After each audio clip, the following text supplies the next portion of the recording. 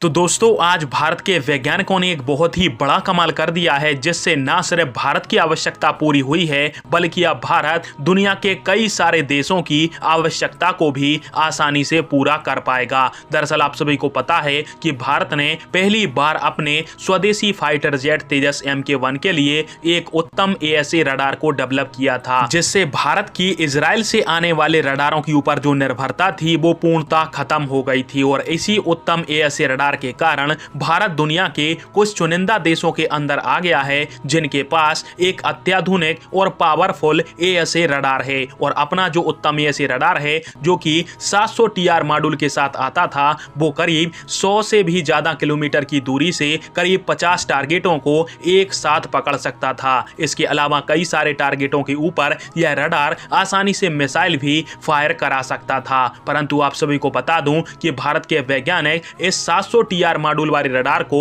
अब 900 TR module वाले radar में अपग्रेड कर रहे हैं, जिसका परीक्षण तेजस MK1 के अंदर जल्द ही करा जाएगा। और यह जो रडार है वो न सिर्फ भारत की वायुसेना की आवश्यकताओं को पूरा करेगा बल्कि इस रडार को भारत दुनिया के दूसरे देशों को भी बेचने पर विचार कर रहा है। दरअसल आप सभी को बता दूं कि DRDO के साइंटिस्टों का ऐसा मकसद है कि भारत के पास जो सुखोई 30 MKI और MiG-29 जैसे जहाज हैं उनके लिए 900 TR मॉड्यूल वाला एक शक्तिशाली रडार बनाया जाए जो कि 150 से 200 किलोमीटर दूरी से ही कम से कम 60 से 100 टारगेटों को रडार पर पकड़ सके और उनके ऊपर मिसाइल भी फायर करने की इस रडार में क्षमता हो। इसके अलावा यह जो रडार है वो जैम प्रूफ हो। और आप सभी को बता दूं कि इस प्रकार का जो रडार है वो भारत के वैज्ञानिकों ने बनाकर तैयार कर लिया है, जिसको शुरुआत में तो भारत के सुखोई 30 MKI और इसके अलावा MiG-29K के अंदर लगाया जाएगा। परंतु DRDO का ऐसा भी प्लान है कि अब इस रडार को हम दूसरे देशों को भी बेचेंगे,